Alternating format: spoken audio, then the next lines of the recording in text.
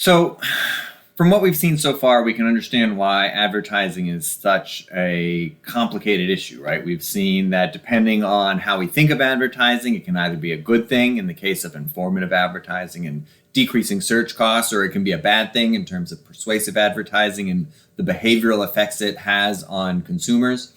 And so this is, I think, a very interesting and important area of research, but one that is very complicated. We can say perhaps from, unregulated markets might tend to produce too much advertising, especially when it is deceptive and changes consumer taste. But that said, right, we want to think about positive externalities as well. Search costs, right? Reducing search costs are a good thing as long as there's no negative externalities like with, cigarette smoking or drinking. And so, empirically, we'd like to study it sort of case by case. For the most part, people don't have a very positive opinion of advertising, right? So one survey of subscribers to the Harvard Business Review, 85% believe that advertising persuades people to buy things they do not need.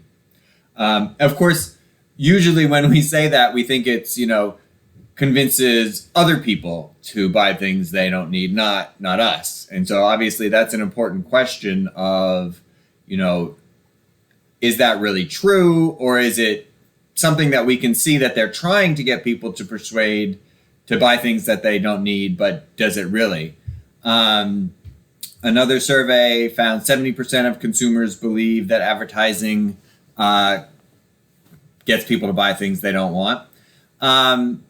And one reason that we might see so much advertising is, that it creates brand loyalty. And so, if you have a product that is basically homogenous, right? So here Alice and Anul find in blind taste tests that most consumers can't distinguish, one brand of regular beer from another brand. Then if you have that brand awareness, then there's that idea of the availability heuristic in behavioral economics, where you'll sort of buy whatever is, top of mind, whatever is easiest to think about. So, if you see a lot of advertisement for Coors or for Bud or for whatever, then you're more likely to buy that brand. And certainly there's a lot of evidence that we've talked about that the consumers seem to prefer the branded product as opposed to the non-branded product. The question then is, does advertising actually make people enjoy things more, right? And so McClure et al. In 2004 show that when people know that they're drinking a Coke, they receive greater utility than when they don't know whether or not they're drinking a Coke, right? So just the fact of that knowledge and that brand association and that brand loyalty makes people enjoy it more. And so then it becomes really complicated to figure out when advertising is creating sort of that additional consumer surplus, or whether that consumer surplus is in some ways ephemeral and just not real. And that's not an easy thing to say.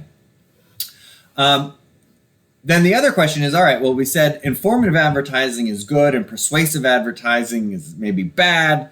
But how can you tell, right? Because most advertising kind of has pieces of both, right? There's never an advertisement on TV that just is, a blank screen with the words of the price and the characteristics. It's always a combination of information and, acting and scripting. And so Ackerberg in 2001 looked at a new brand of Yoplait and compared the effects on people that had bought the product before and people who had not bought the product before. And his hypothesis, which I'm not completely convinced about, is that if it's primarily informative, then the advertisement should only influence the inexperienced household. And if it's primarily persuasive or image enhancing, then it should affect both households, the experienced and the inexperienced. And he finds that it only increases the demand from the inexperienced households, the ones who have not bought it, right? And so they see the advertisement and they're more likely to buy it. And so the conclusion there is that that supports the informative view of advertising. And I think that's probably true to some extent. I guess then the question is, does it make you more likely to be a repeat customer as well? I guess his evidence would be that it doesn't. But it can be very hard to distinguish between informative advertising and persuasive advertising. And this at least provides some evidence that this advertising anyway was informative.